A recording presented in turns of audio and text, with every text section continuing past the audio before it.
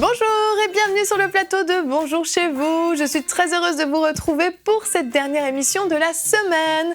Aujourd'hui, notre thème du jour est comment être délivré de l'angoisse. Et aujourd'hui, c'est Anne qui va nous apporter la pensée du jour. Et ensuite, dans la rubrique C'est mon histoire, vous écouterez le témoignage du pasteur Chantal Paulus qui nous racontera comment Dieu l'a délivré de ses angoisses. Voilà, vous connaissez le programme, je vais retrouver les chroniqueurs.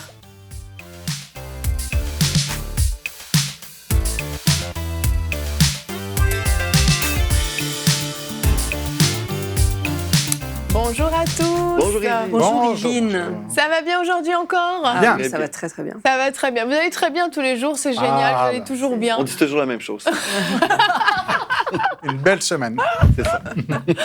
Mais tu veux dire que tu vas toujours bien, c'est ça que tu veux dire. Aussi. Tu veux pas dire vrai. que tu dis toujours On la va même de gloire en gloire. Absolument, absolument.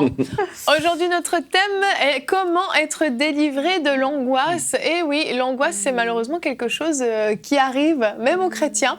Et puis, ça peut être très, très handicapant et très limitant dans la vie. Donc, nous allons commencer tout de suite avec la pensée du jour.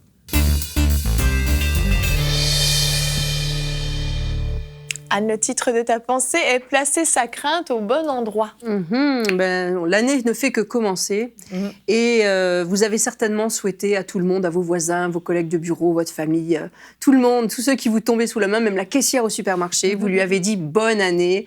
Et je suis sûre que vous le pensez sincèrement, mais au fond de votre cœur, avez-vous des craintes ? Pensez-vous absolument 100% que cette année se déroulera bien ? Et je pense que certains d'entre vous qui m'écoutent avaient des craintes. Peut-être vous avez peur pour votre travail, pour vos enfants, vous avez peur de la maladie. Peut-être vous êtes malade, vous avez peur de la manière dont ça va tourner. Vous avez peur du réchauffement climatique, des cataclysmes. On peut avoir toutes sortes de peurs. Il suffit d'allumer d'ailleurs la télévision, les nouvelles pour avoir tout un tas de sujets pour avoir peur. Si vous manquez d'idées, allumez le 20h et vous allez en avoir. Et moi, j'avoue que j'ai de plus en plus de peine à regarder les nouvelles parce que ce n'est que des sources d'angoisse. Et ce que je voudrais vous inviter à faire maintenant, c'est de placer vos craintes à la bonne place et de prendre du recul par rapport à toutes ces sources potentielles d'angoisse. Certains, souvent ce sont de très jeunes convertis, ont la pensée un peu naïve qu'une fois qu'on est chrétien, il ne va plus rien nous arriver de mal, que une fois que j'ai donné ma vie au Seigneur, il va prendre soin de tout, puis il ne m'arrivera plus rien. Et la première chose qui arrive à eux ou dans leur entourage, ils sont un peu sous la surprise en se disant « mais qu'est-ce qui se passe ? Mais que fait Dieu ? Pourquoi ces choses-là arrivent-elles ?» Ça alors, le fait d'être chrétien ne me garantit pas de n'avoir aucun problème. Et Matthieu 5,45 nous dit que Dieu fait pleuvoir sur les justes comme sur les injustes. Et c'est vrai que on est sur la même terre, on vit sous le même ciel, sous le même soleil. Et quand il y a des cataclysmes, on est aussi dedans. Et il faut pas se laisser déstabiliser par ces choses parce que la parole de Dieu nous assure de la protection de Dieu en toutes sortes de situations. Il y a un psaume que j'aime beaucoup qui m'a personnellement beaucoup fait de bien dans des temps difficiles, dans des temps où peut-être effrayants, inquiétants, en tout cas de détresse personnelle. Et je vous invite vraiment à le lire, à le relire en boucle, apprenez-le par cœur. Il soutiendra votre foi dans ces temps difficiles. Je vais vous en lire un petit extrait. « Car tu es mon refuge, ô Éternel, tu fais du Très-Haut ta retraite. Aucun malheur ne t'arrivera, aucun fléau n'approchera ta tente, car il ordonnera à ses anges de te garder dans toutes tes voies. » Et un peu plus loin, il dit « Puisqu'il m'aime, je le délivrerai, je le protégerai puisqu'il connaît mon nom. Il m'invoquera et je serai avec lui dans la détresse, je le délivrerai, je le glorifierai, je le rassasierai de longs jours et je lui ferai voir mon salut. » Alors Dieu nous assure de sa protection et il nous assure aussi de nous sortir des situations difficiles. Psaume 34, ça a été lu à notre mariage et c'est un psaume que j'aime beaucoup. « Quand un malheureux crie, l'Éternel l'entend et le sauve de toutes ses détresses. L'ange de l'Éternel campe autour de ceux qui le craignent et les arrache au danger. Sentez et voyez combien l'Éternel est bon. Heureux l'homme qui cherche en lui son refuge. Craignez l'Éternel, vous ses saints, car rien ne manque à ceux qui le craignent. » Et un peu plus loin, il dit « Le malheur atteint souvent le juste, mais l'Éternel l'en délivre toujours. » Alors ce sont des paroles précieuses qu'on peut serrer sur notre cœur pour justement contrer ces angoisses, ces craintes qu'on peut avoir par rapport aux situations. Et on a toutes sortes de témoignages dans notre entourage de gens qui ont vécu la protection divine de manière très concrète. Vous pouvez d'ailleurs réécouter une émission Bonjour chez vous qu'on a faite, ça fait quelques temps, sur la protection divine. Il y a quelques témoignages qui vous édifieront. Et je repensais en préparant cette pensée au témoignage du papa de Franck Poulain que vous voyez dans cette émission, qui est chroniqueur comme nous. Et son papa se trouvait à Bruxelles, à l'aéroport, juste au moment des attentats, dans la même file d'attente où il est passé au même bureau d'enregistrement. Deux personnes plus loin, les bombes ont explosé.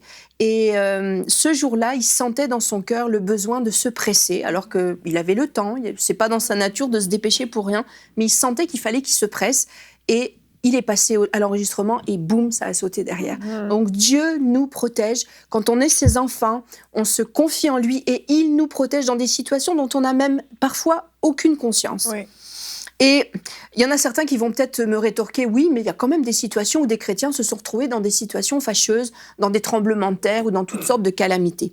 Et bien sûr, nous ne sommes pas fous, nous savons que les dangers existent, que nous sommes sur cette terre et que nous partageons les risques avec notre génération. Et il y a une différence entre le fait d'être conscient qu'il y a des dangers et le fait de les redouter. Parce que avoir peur, peut-être que c'est humain, mais laisser la peur s'installer, c'est du péché. Parce que la crainte, c'est une soumission. C'est une forme de soumission, en tout cas. Laisser la peur s'installer, c'est se soumettre à la peur. Et dire quelque part à Satan, je sais que tu pourrais me faire du mal et je te crains. Et ça, c'est une horreur et il ne faut surtout pas lui laisser ce privilège. Et au contraire, dans les situations qui peuvent se présenter inquiétantes ou effrayantes, il faut tout de suite se réfugier en Dieu et confesser bien haut qu'on est son enfant et qu'il nous garde dans toutes ces situations. Les versets que je vous ai donnés juste avant, que je vous ai lus, sont là pour soutenir notre cœur pour que notre foi ne vienne pas à défaillir.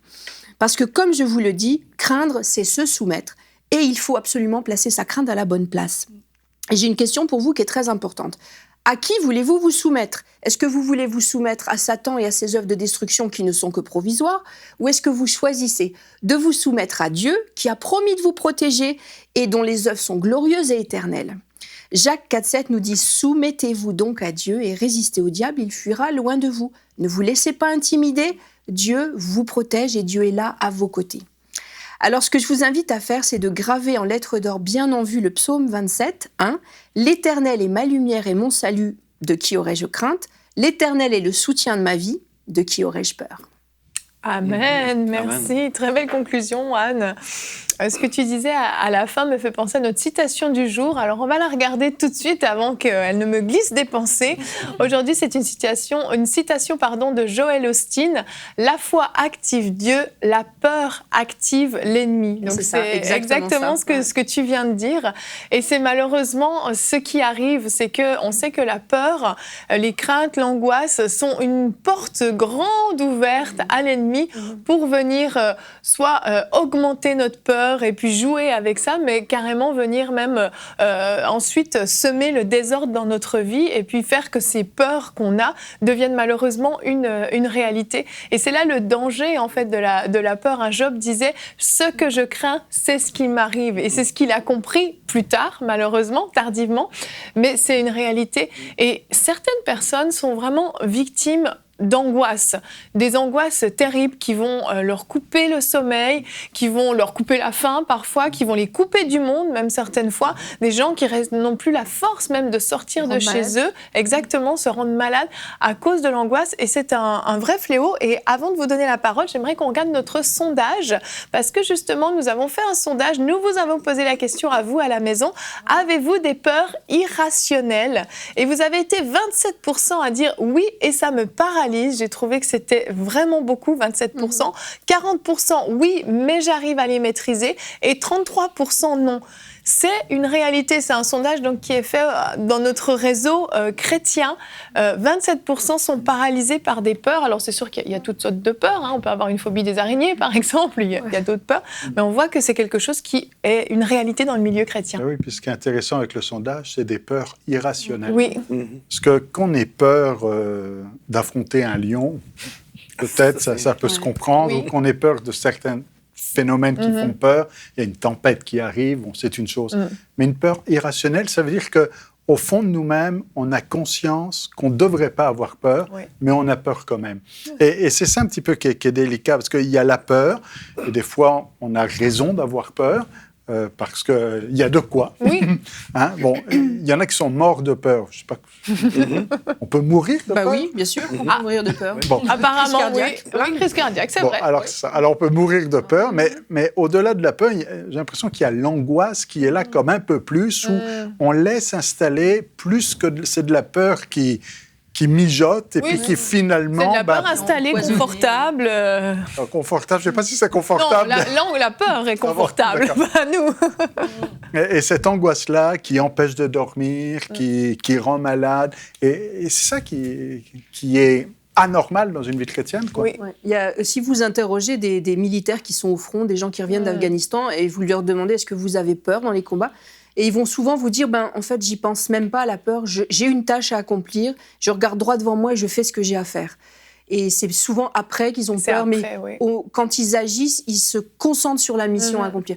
Je pense que quand on est dans des situations comme ça qui sont inquiétantes, ou même ne serait-ce que la société, on a peur d'un attentat terroriste, ou de je ne sais pas quoi, il faut garder le focus sur ce qu'on est là pour faire. On est dans un pèlerinage sur cette terre, et on sait où on va, donc on est rassuré aussi. Il y a un verset que je ne vous ai pas lu tout à l'heure, mais qui est bon, qui est Matthieu 10, 28. Ne craignez pas ceux qui tuent le corps et qui ne peuvent tuer l'âme. Amen. Ils ne peuvent rien pour nous, contre nous. Je veux dire, nous, on sait où on va. Exactement, tout à fait. Comme tu mentionnais, Yveline, il y a des gens, c'est ça, qui sont dans cette crainte. Et puis, moi, je crois que vraiment, on peut ouvrir une porte au diable. À des esprits aussi, là. Donc, il y a des craintes, comme on dit, on peut avoir peur d'un lion. Et en fait, c'est vraiment une peur que Dieu nous donne pour nous protéger, hein, parce que Dieu... Une sagesse, en fait. Oui, c'est ça, c'est d'être sage. C'est pas vraiment la crainte qui détruit nos vies, plutôt, là, mais comme il y a la crainte de Dieu, hein, on va honorer, avoir cette révérence pour le Seigneur. Mais il y a aussi une crainte irrationnelle, comme on a mentionné, qui ouvre aussi une porte à l'ennemi et qui peut venir vraiment amener beaucoup de destruction, comme dans le cas de Job.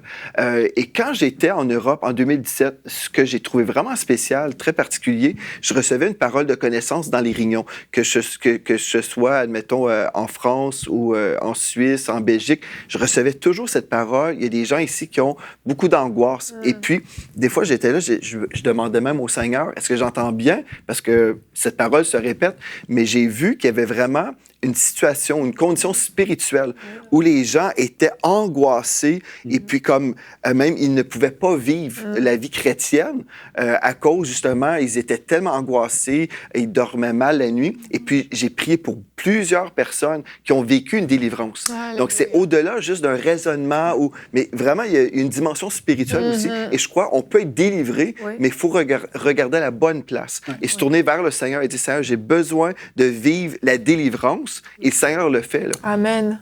Et de réaliser que c'est pas une condition normale, en fait, de vivre comme ça. Et tu parles de la France, mais c'est vrai que quand je repense à la France, à plusieurs personnes que j'ai croisées, on sent vraiment un esprit de peur et d'angoisse qui est là. Et on peut dire, oui, il y a les médias et tout qui nourrissent tout ça. Mais je veux dire, on a tous les mêmes médias, tout le monde a des journaux télévisés dans le monde entier. Mais il semblerait vraiment qu'en France, les gens soient emprisonnés par l'angoisse et de plein de choses, vraiment de plein de choses, la peur de tout. Et on voit un peuple qui est inquiet et une peur qui paralyse. Et c'est là qu'on se rend compte que c'est totalement spirituel. Oui, c'est spirituel parce que ça vient mettre comme un couvercle, même sur l'Église. Et je crois que faire ce genre d'émission, ça peut comme éveiller quelque chose. Je vis dans l'angoisse et c'est pas normal. Et c'est pas normal. C'est pas normal que je vis dans l'angoisse. Il faut que je me réveille, en fait. Oui. Et quelque part même, c'est offensant pour Dieu. Bah ouais. Parce que vivre dans l'angoisse et vivre dans la peur, c'est comme si on disait à Dieu, je ne crois pas que tu me protèges, que tu es capable, que tu es là. Parce que, non, mais ça me fait peur et l'angoisse vient prendre la place de Dieu quelque part.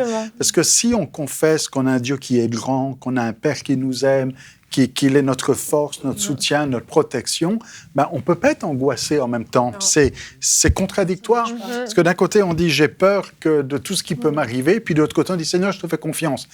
Il faut croire que tu ne fais pas tant confiance que ça si tu as peur autant. C'est un peu comme si ma femme me dit « je te fais confiance quand tu conduis, mais j'ai peur que tu dérapes ». Bon, à un moment donné, quand on fait confiance... Est-ce que tu parles de véhicule? Oui. Mais vous comprenez qu'avec Dieu, si on lui dit « Seigneur, je t'aime, je te fais confiance, tu es un père qui prend soin de tes enfants d'une manière formidable, mais j'ai peur que toutes les catastrophes de la Terre me tombent sur la tête. » C'est vrai qu'on est dans un monde anxiogène et puis c'est alimenté avec toutes sortes... le journal télévisé, j'ai entendu, le journal télévisé est construit sur la même musique que Les Dents de la Mer. On rajoutait de l'angoisse. Sur TF1. Donc, c'est les mêmes notes. L'idée, c'est de rajouter de la tension, mais quand vous écoutez le journal télévisé, c'est jamais de la petite flûte. Le générique, on met de la tension, on met de l'angoisse pour dire qu'est-ce qui va se passer dans le monde. Mais non, tout va bien. Le Seigneur est au contrôle. Il y a des gens qui vivent, je pense au Congo, par exemple, il y a des zones du Congo qui sont en guerre et qui sont vraiment, il y aurait de quoi avoir de l'angoisse jour et nuit. Et ils chantent. Il y a des gens qui sont là, qui aiment Dieu, qui se confient en lui et qui ont la paix. Et qui ne comprennent pas l'angoisse de certains Français. Et puis oui, quand ils voient, ils disent, mais ça, mais qu'est-ce qu'ils sont les Blancs à avoir peur là? Il n'y a rien là. Et ils ont raison. Mais oui, c'est eux, ils savent ce que c'est que l'angoisse et la peur, en tout cas. Non, mais ça devrait être, c'est ça. Alors qu'ils sont dans des circonstances. Mais ils devraient, c'est ça, Mais on peut trouver notre refuge dans le Seigneur, comme vous avez lu dans le psaume 91. On trouve notre refuge dans le Seigneur, même en Israël. Il y a des gens qui vivent là-bas, qui sont dans une paix totale. Et pourtant, ils pourraient vraiment avoir peur. Mais non, s'ils sont dans le Seigneur, ils vivent cette protection et cette paix que Dieu nous donne. Exactement. Comme vous dites souvent, Joël, il faut garder l'éternité en perspective. Si on a une perspective d'éternité, déjà, ça relativise beaucoup de dangers. C'est vrai. Si on a peur de mourir, non, si on meurt, je gagne. Où on va. Donc, on parle de quoi? Exactement. Comme dit l'apôtre Paul, mourir m'est un gain. Ça ne veut pas dire qu'on l'anticipait, mais bon. Si à la maison vous êtes concerné, vous faites partie des 27%, voire même des 40% qui arrivent à maîtriser leur peur, parce que malgré tout, la peur est là, la maîtriser c'est bien, mais elle devrait carrément disparaître. J'aimerais vous inviter à regarder avec moi notre verset du jour, le psaume 34 au verset 5. « J'ai cherché l'Éternel et il m'a répondu, il m'a délivré de toutes mes frayeurs. » Alléluia. Si vous cherchez l'Éternel de tout votre cœur, il va vous répondre et il va vous délivrer. Et je vous invite maintenant à venir avec moi sur le plateau de C'est mon histoire. Dans cette rubrique, j'ai reçu le pasteur Chantal Paulus qui a été délivré vraiment de terribles angoisses. Vous allez voir, là, on parle de vrais niveaux d'angoisse. Je vous laisse regarder dans la rubrique C'est mon histoire.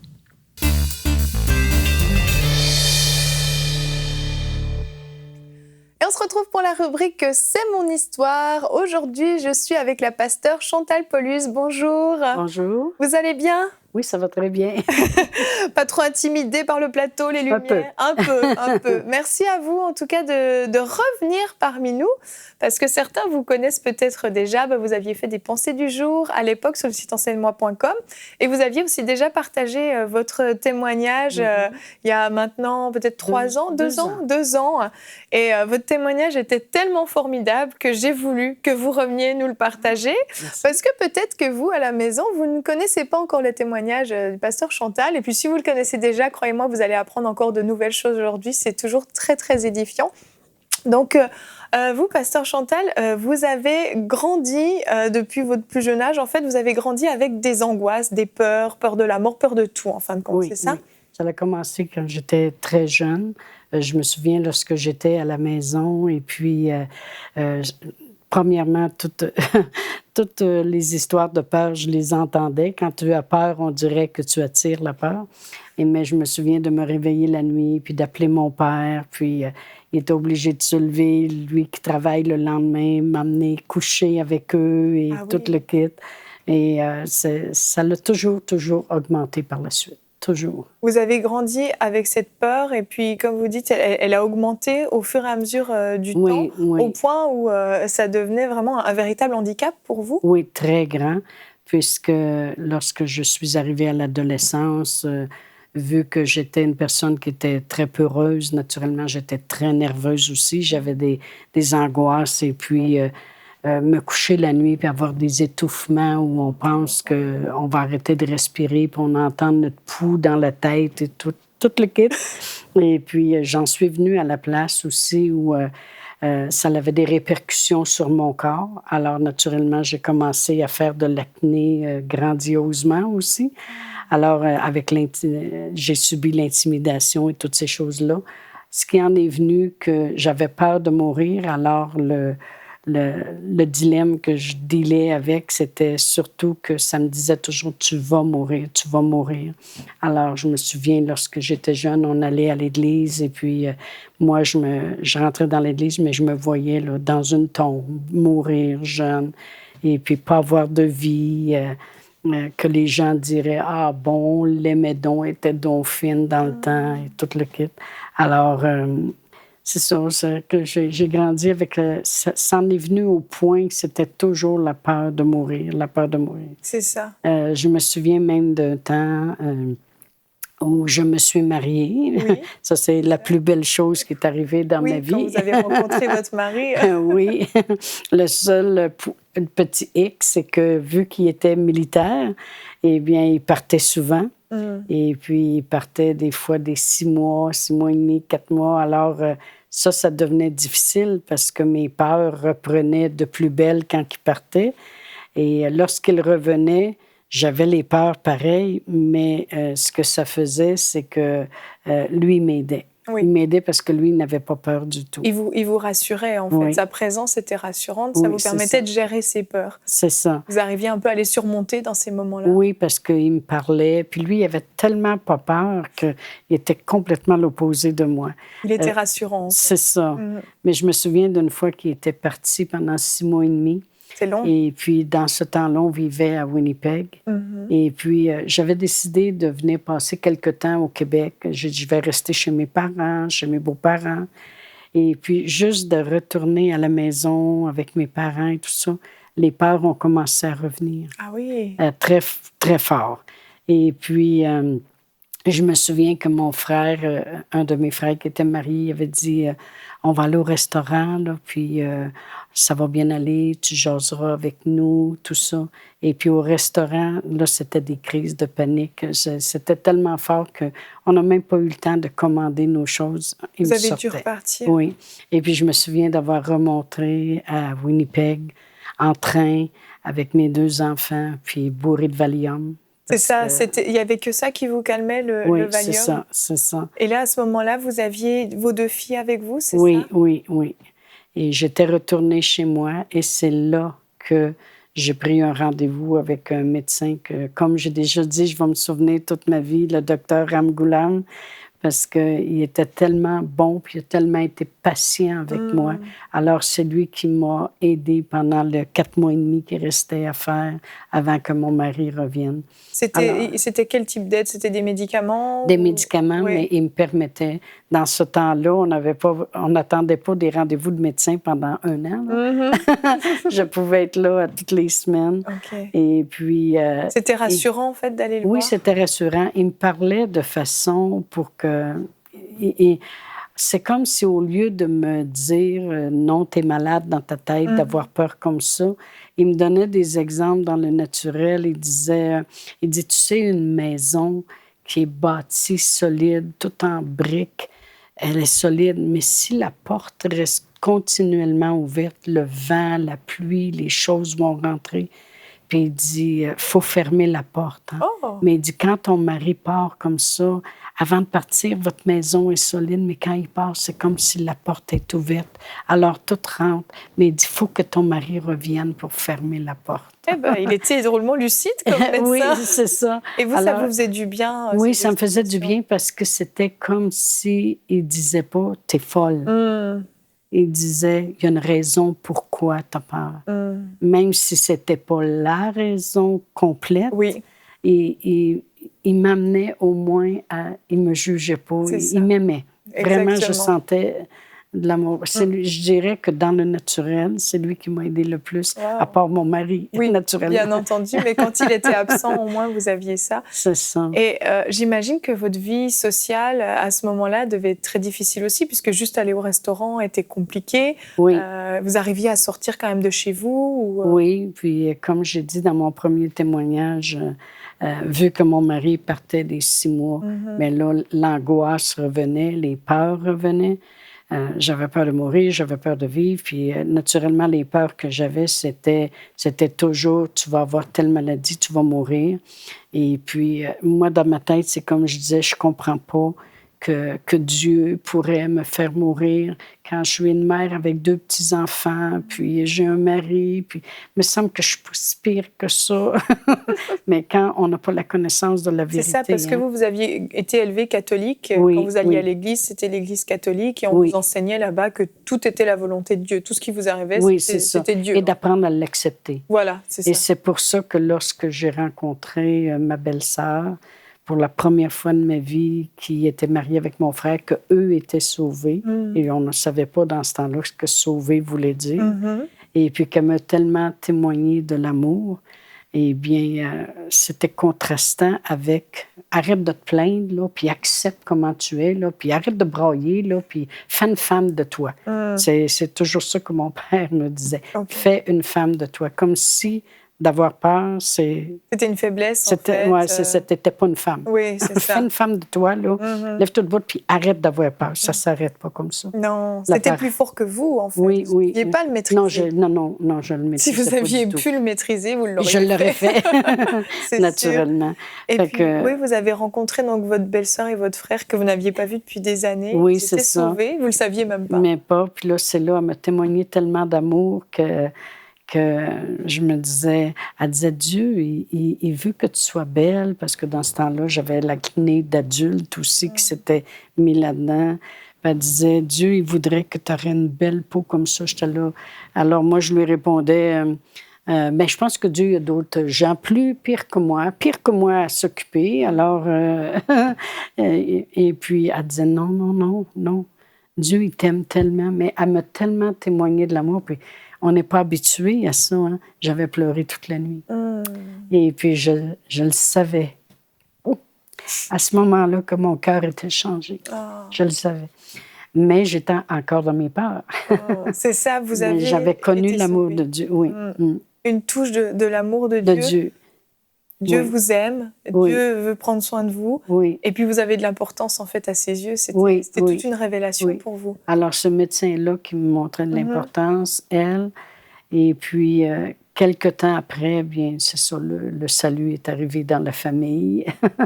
Ça c'est extraordinaire. Tous étaient sauvés, puis lorsqu'on était descendu aux États-Unis, parce que j'ai un de mes frères qui demeure aux États-Unis pour son 25e anniversaire de mariage, toute la famille est là. On est dans une chambre d'hôtel et puis on parle. Puis naturellement, mon frère qui est sauvé avec sa femme sont là. Et puis les gens posent des questions, mais c'est comme... on voit bien qu'il a changé parce qu'il était le mouton noir. Hein? Oui, c'est ça. Mais on ne réalise pas que non, maintenant, c'est nous qui sommes les moutons noirs. On voit bien qu'il a changé. Fait qu'on pose quelques questions. Puis à un moment donné, il m'a regardé puis il a dit « Je peux prier pour toi, puis tu arrêterais d'avoir peur. » Là, je me suis dit « Hello! » Soit il est fou, soit ça arrive. C'est comme quelque chose qui est attaché à toi, que tu as peur tout le temps. Vous ne pensiez pas que c'était possible d'en être délivré? Non. Vous aviez pensé que votre vie entière allait continuer comme ça? Oui, parce que... Puis maintenant, je sais que la parole de Dieu dit dans 2 Timothée 1,7 que Dieu ne nous a pas donné un esprit de peur. Je sais maintenant que c'est un esprit de peur. Mais à ce moment-là, vous l'ignoriez? Je l'ignorais totalement. Et puis là, il a prié pour moi. Et puis, il m'a regardé. Puis il a dit, tu ne reçois pas ce que je veux te donner. Là, il m'a fait peur. Encore? Il y avait un biscuit sur la table. Il l'a pris dans ses mains. Puis il me l'a mis dans mes mains. Puis il a dit, tu vois? Il dit, je l'avais. Puis maintenant, je te le donne. Mais il dit, c'est la même chose que j'ai sur moi, ne va pas sur toi. Il m'a fait tellement peur. Il dit, là, je vais reprier sur toi, mais reçois. Puis là, je me suis dit, je suis bien mieux de recevoir ce qu'il y a parce qu'il me fait peur. Et là, à ce moment-là, il a prié sur moi. Et puis, il a dit, c'est correct, tu as reçu. Je me suis dit, phew, au moins, il pense que j'ai reçu. Vous n'aviez rien ressenti à ce moment-là? Presque rien. Ah oui. Mais là, tous les gens s'en retournent dans leur chambre et puis nous, on se prépare à se coucher. Alors, je m'en vais me démaquiller et tout. Je reviens dans mon lit, puis là, je me couche. Mais moi, je ne m'étais jamais couchée dans un lit, dans un hôtel, sans regarder en dessous des couvertes pour voir s'il n'y aurait pas des bébites, des serpents. Des insectes, des choses. Des lézards. Puis je levais toujours les couvertes 2, 3 fois pour être sûre que je fais de la lumière, que s'il y a une bébite, elle va sortir. Puis là, je me suis couchée comme si j'étais chez nous. Puis là, je bougeais mes pieds, puis je disais, j'ai pas peur. Oh, wow! J'ai pas peur. Puis là, je me suis dit, mais vraiment, l'esprit de peur est parti. Il y a vraiment... Alors, c'est ça. Alors, après mon salut, j'ai été délivrée complètement. Mais les gens, peut-être des fois, ils disent, t'avais-tu vraiment peur? Vraiment, pour ceux qui ont des doutes, ils peuvent écouter votre premier témoignage. Oui, vous racontez différentes anecdotes. Je crois qu'on peut dire que vous aviez plus que peur. C'était des angoisses terribles. Terrible, terrible. Même une fois, j'avais déjà lu un livre, ça c'est avant de connaître le Seigneur. C'était un roman d'une fille qui avait eu la lèpre parce qu'elle avait eu un chaussy à moi qui avait vécu avec un lépreux puis il l'avait graffiné. En tout cas, c'est un roman. Oui. Elle avait commencé à avoir des plaques ovales sur le corps parce que c'était la lèpre. Infectée. Et puis, quand j'ai eu fini de lire le livre, j'avais des plaques ovales sur le corps. J'ai été obligée d'aller voir un dermatologue à Québec. J'étais sûre d'avoir la lèpre. C'est incroyable. J'amenais la maladie sur moi. J'y croyais, je savais que j'étais pour mourir. Ma vie, c'était pour pas être drôle et toutes ces choses-là. Puis, et puis le dermatologue, j'ai dit, je pense que j'ai la lèpre. Il a tellement ri de moi. Là.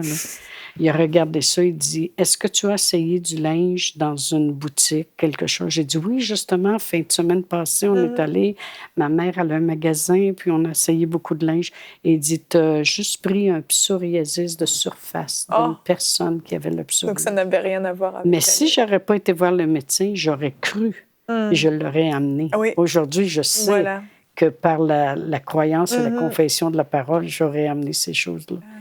Mais mon mari qui partait toujours, je couchais dans le salon, la tête en dessous de l'oreiller, les couvertes montées, 90 degrés dehors, les fenêtres fermées, les Valium, les antidépressions pour venir à bout de passer au travers. Puis, c'était épouvantable. C'était pas une vie, C'était pas une vie du tout. Puis je commençais à le transmettre à mes enfants. En plus. Parce que ma fille, la plus jeune, Annie, commence à avoir peur, elle aussi. Forcément, au bout d'un moment, ça se contamine. Oui. Mais vous avez été complètement délivrée quand votre frère vous a imposé les mains. Vous n'avez plus jamais eu peur après ça? Non, et c'est justement après que mon frère a prié pour moi, puis là, j'étais sauvée.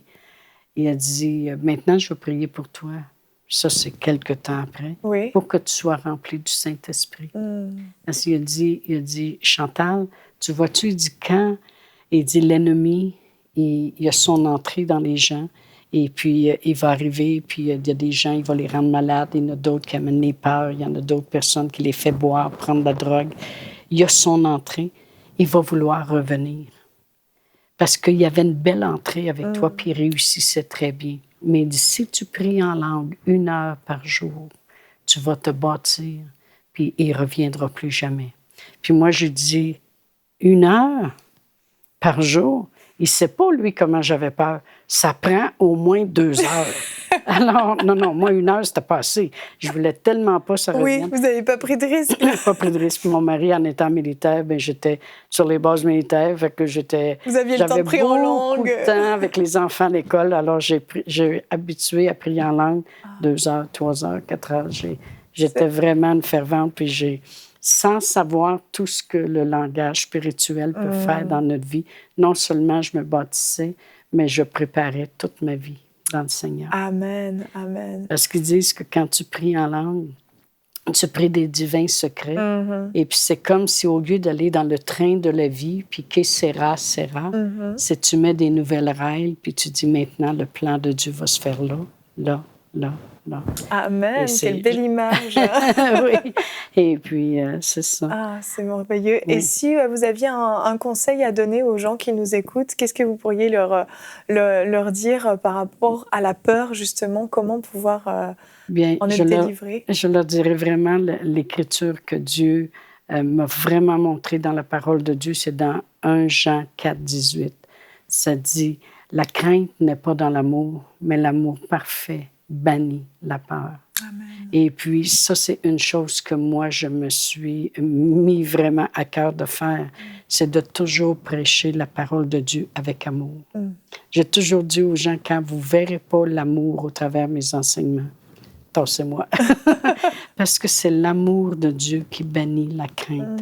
Et puis, je leur dirais de rentrer dans la parole de Dieu, de prendre des versets, de lire la Bible, sachant que Dieu l'aime, de la prendre personnelle, puis de voir les versets, comment on est important aux yeux de Dieu, que Dieu ne fait pas de favoritisme, que Dieu était capable de délivrer l'apôtre Paul, est capable de nous délivrer, de prendre la parole de Dieu, puis de voir l'amour de Dieu. Dieu a tant aimé le monde. Amen. Amen. Et puis, parce que l'amour va bannir la crainte. Et l'exemple que j'ai dans le naturel, c'est mon mari, en étant militaire, il partait des 6 mois de temps. Puis j'en entendais des histoires sur les bases militaires de toutes sortes de choses. Mais moi, j'avais l'assurance que mon mari m'aimait. Merci Seigneur, j'étais une femme bénie, je vous le dis. Et j'avais l'assurance que mon mari m'aimait, mais c'était la seule peur que je n'avais pas, qu'il me triche ou il fasse toutes sortes de choses ou qu'il ne revienne pas ou qu'il parte avec une autre ou quoi que ce soit. C'était la seule peur que je n'avais pas parce que l'amour bannissait la peur que j'aurais pu avoir, moi qui avais peur de tout. La puissance de l'amour. Oui. Et vraiment, quelqu'un qui sait que Dieu l'aime, il n'aura pas peur de manquer de quelque chose. Il n'aura pas peur d'être seul parce qu'on n'est plus seul. Il est avec nous. Amen, amen. Quel merveilleux conseil. Quel merveilleux conseil. Oui. Merci infiniment, Chantal. Merci pour non seulement votre témoignage, mais ce conseil vraiment qui est vraiment puissant. Là où l'amour de Dieu est, la peur est bannie. Et je crois que vous, à la maison, vous pouvez vraiment expérimenter une touche de l'amour de Dieu et recevoir et goûter à ce que Pasteur Chantal, vous avez pu expérimenter à la maison. Je crois que tout le monde peut l'expérimenter. Vous avez été délivré instantanément. Oui. Et pour d'autres, en lisant la parole, ça va se produire. Oui. Il y a tellement de façons différentes où on peut recevoir une délivrance, mais une chose est sûre, la peur ne doit pas rester dans la vie des gens. Non. Je pense que vous êtes d'accord avec ça. Pas. Surtout pas. Vraiment, on rend grâce à Dieu pour votre témoignage. Oui. Merci infiniment d'être venu nous partager votre cœur, nous livrer encore votre témoignage. Et comme je l'ai dit, si vous voulez en savoir plus, vous pouvez aller sur le site enseigne-moi.com, taper le nom du pasteur Chantal Paulus et puis vous pourrez écouter son témoignage en version un petit peu plus longue. Merci infiniment. Merci, c'est moi qui vous remercie. Avec grand plaisir. Amen. Comme vous avez pu le voir, le Seigneur peut transformer des vies. C'est absolument extraordinaire ce qu'il a fait dans sa vie. C'est une nouvelle femme. Elle a été complètement délivrée de ses peurs. Et vous pouvez, vous aussi, le vivre à la maison. Et Annabelle, si tu veux bien pouvoir prier pour les gens qui nous écoutent à la maison, qui sont victimes de terribles angoisses, pour qu'ils puissent à leur tour expérimenter cette délivrance. Seigneur, vraiment, je m'unis à toutes ces personnes qui souffrent de ces angoisses, des angoisses chroniques. Je prie que déjà leurs yeux s'ouvrent sur leur situation, qu'ils puissent réaliser ce fardeau lourd qui pèse sur eux et te le remettre, Seigneur. Parce que tu es tout puissant pour briser ce fardeau, ce joug de la peur qui a pesé trop longtemps sur eux. Nous chassons maintenant tout esprit de peur, tout esprit de crainte dans le puissant nom de Jésus. Tu es celui qui vient à notre secours, tu es celui qui combat pour nous. Tu es celui qui a déjà vaincu toutes les dominations. Tu es celui, Seigneur, qui a remporté la victoire. En toi, nous sommes plus que vainqueurs. Nous avons la sécurité, une sécurité pour cette vie d'aujourd'hui, une sécurité pour notre vie éternelle. Et au nom de Jésus, nous faisons taire toutes ces voix de mensonges qui viennent accabler, qui viennent effrayer, qui viennent semer de la peur chez les enfants et chez les adultes. Maintenant, vous vous taisez et je déclare la vérité et la puissance de la parole de Jésus-Christ dans vos vies. Amen. Amen, amen. Gloire à Dieu. Merci Seigneur pour cette délivrance que tu opères dans la vie de ceux qui nous écoutent. Je suis dans la joie pour vous qui nous avez écoutés, qui avez reçu votre délivrance. Et je déclare sur vous des nuits de sommeil paisibles à partir d'aujourd'hui. Vraiment, que la paix de Dieu vous remplisse. On va se retrouver la semaine prochaine pour d'autres émissions de Bonjour chez vous.